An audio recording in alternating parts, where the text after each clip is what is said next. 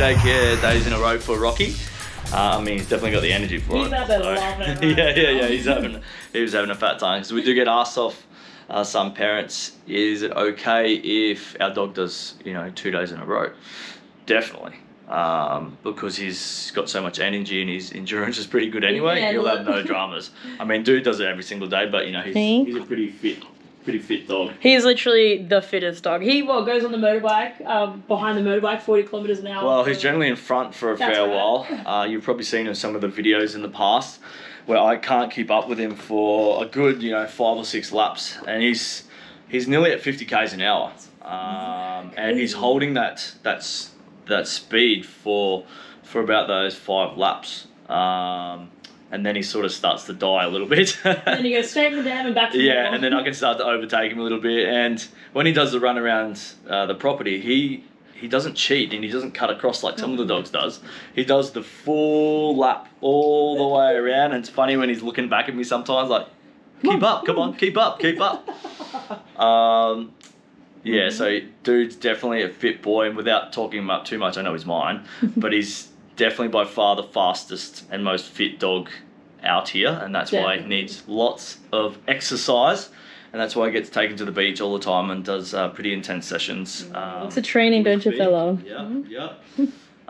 So yes, you might have seen in some of the videos that we post, and what are they called, reels on YouTube? The shorts on YouTube. Shorts. My bad, I got to get up with the YouTube lingo. We did have a comment the other day that I replied back to in the nicest possible way, but someone saying how they felt sorry for my dog because he was panting so hard and that he needs water and he's tied up and all this sort of stuff, where really I just took him to the beach like we usually do, did a very intense training session with him, took him to the cafe on the way home, which is, our home is 100 metres from the beach. Yeah. Cafe is 50 metres from the beach. And he always goes for a swim to cool down, has a drink at the end of his training session, which is always at the beach because there's taps and showers and all that sort of stuff there. We walk to the cafe, he has some drink there, he gets pats off all the stuff there because they love him, and then he gets home, has another freshwater wash down, and then after that he's in the aircon. Yeah. So trust me, my dog gets very well looked after. All right, so he's not just sitting at home all day doing nothing. He gets lots of exercise, gets stimulated a lot, gets the best of the working dog food. And I think panting for a working dog would be different to a regular dog. Yes, exactly. Yeah. All right, so yes, he probably was a little bit, hot. Obviously his heart rate was up. He just finished the session, so yes, his mouth was open very wide. That's how they cool down. Exactly, that's how they cool down, as most of you may know. And that's how they cool themselves down.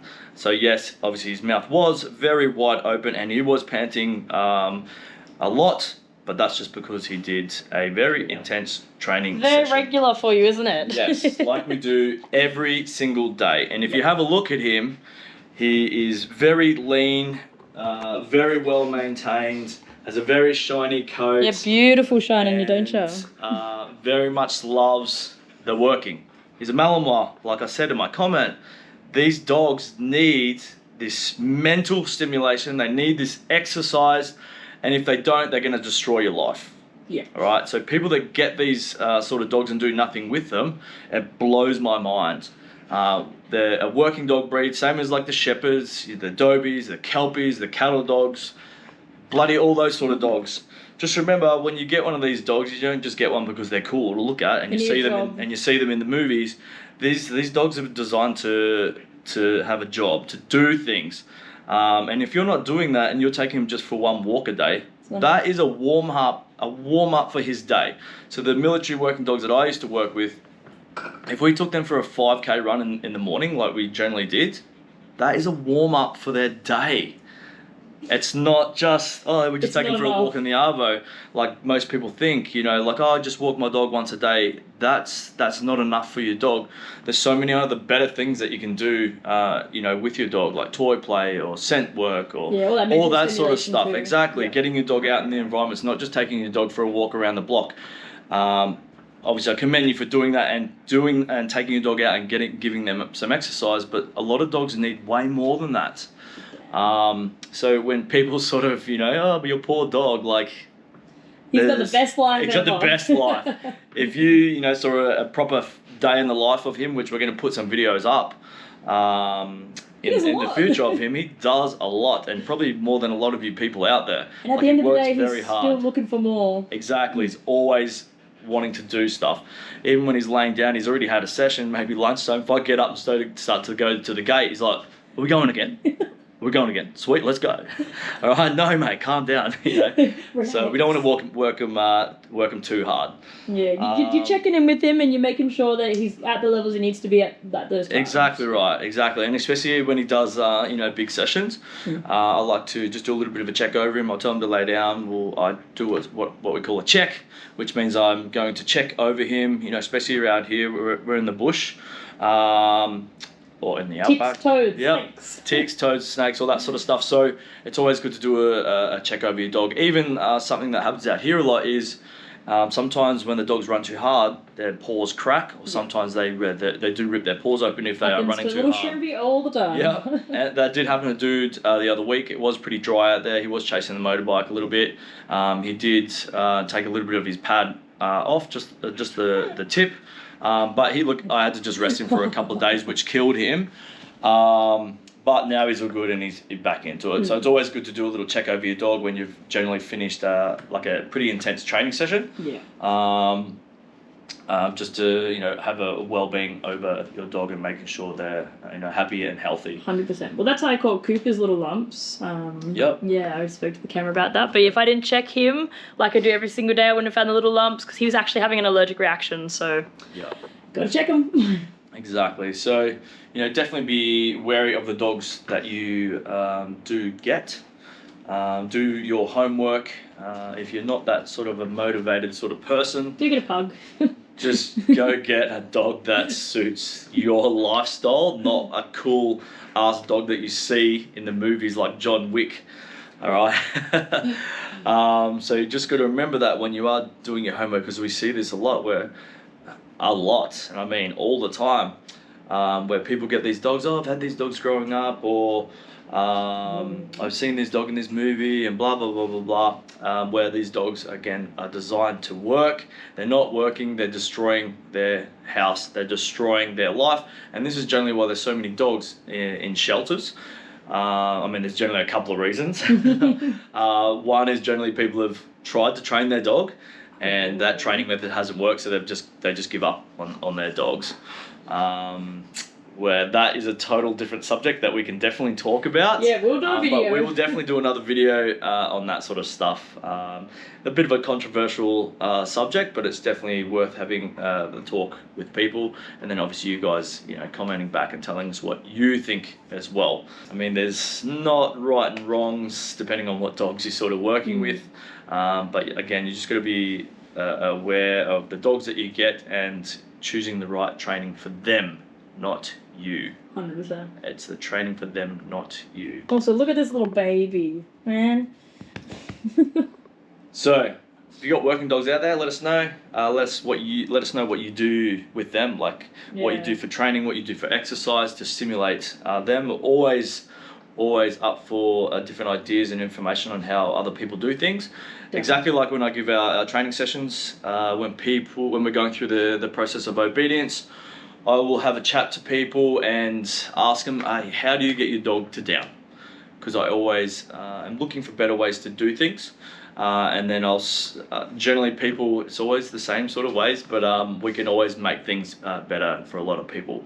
Especially being part of the Special Forces background, those sort of organizations and those sort of people are always up for finding better ways to do things, and that's why what I really liked about working in the SF world is they're always up from learning from other people's mistakes and finding better ways to do things, because there are lots of organizations out there that only stick to this way because this is how we've done it. All right, and this is the same for some of the organizations in the militaries, where no, this is how we do it. All right, well, you can learn from mistakes and stuff that happened overseas. You can learn from, dog training. Why isn't this working for my dog, but this one worked for that one? Again, we see a lot of training organizations like obedience clubs. that no, this is how we do it and this is how we've always done it. It's generally the Every older single guys. dog, Yeah. and different dog, different training tool. Exactly. So, not every method works for every single dog. So that's a good thing about us. Yes, we generally have a specific way that we do things, and we try and stick to that way because it is very straightforward, and that's more of our lifestyle training. Again, we'll talk about that in another video. But then we've got like what I call working dog training. It's not for working dogs, but it's just more high intensity, teaching the dog to work with heart and soul. Yeah. Which a lot of people don't have time for that sort of training. It's a process. It is a long process. So even my trainers are finding that that out with their dogs, because now that these guys, my trainers at the moment, they have got dogs before they started doing their dog trainer course. Except for me, I got one for this. Yeah. So they've got dogs before they started doing their dog trainer courses, and now that they're starting to get into the dog training space and the dog training industry, they're wanting more from their dogs, but these particular dogs aren't designed for that particular job. Yeah, so it's a bit of good education for us to know exactly what our breeds are going to give us and what they were not going to give us. Exactly right. So there's even some of our trainees are looking into at the moment. So Emma, she's getting a cattle dog breed next week because she's wanting something a little bit more high drive than her military Maremma. He's not in the military, that's just what we call him. So old Frank the Tank. Obviously she's really having a great time in the dog training world, and she's wanting more from her dog, but her dog's just not that type of dog to do all this flashy training. Awesome home dog, really good natured dog, a really good dog for the cafe, but high level intensity obedience training, not for him. It's not for him. He doesn't want to do that. All right, same as Adam. He does oblige though. Yeah, same as Adam and his dog Axel. I mean, same sort of process. His dog has his days where he wants to do things, or sometimes he'll do some training with food and his dog just spits it out. Where if you have obviously a dog like this, the biggest guts in the world, my man Dude, he will do anything for food or a toy, as a matter of fact. So again, if you really got to do your homework and know what you want out of your dog. Again, if you want a dog that you want to do heaps of stuff with, to go running with all the time and all that sort of cool stuff, or maybe getting into sports, agility and flyball and whatever it is, then yeah, you would probably get a working dog breed that has lots and lots of energy. Because they'll need it. Exactly. If you're just wanting a dog with bloody tap to the cafe and look cool like all the big macho guys in the Gold Coast, they've all got these sausage dogs full of tattoos. Big Jack guys, all got little sausage dogs. I don't know what it is about those dogs and those people. Yeah, I think it's just it's a Gold Coast thing. Come check it out. But obviously I got this particular breed, one, because I did work with them in the military and I have a very soft spot for these guys, and I'm very proud to walk next to a Malinois. You hear that, Duty? Big special boy. And I wanted to obviously do a lot with him, a bit of odor, a bit of scent work, more high levels of obedience training, and I wanted a little bit of bite work, not too much, not biting people, but just more toy play, that sort of stuff. Again, that's another subject that we can talk about, is protection, getting dogs for protection. But as well as I want him to be a bit of a family dog as well.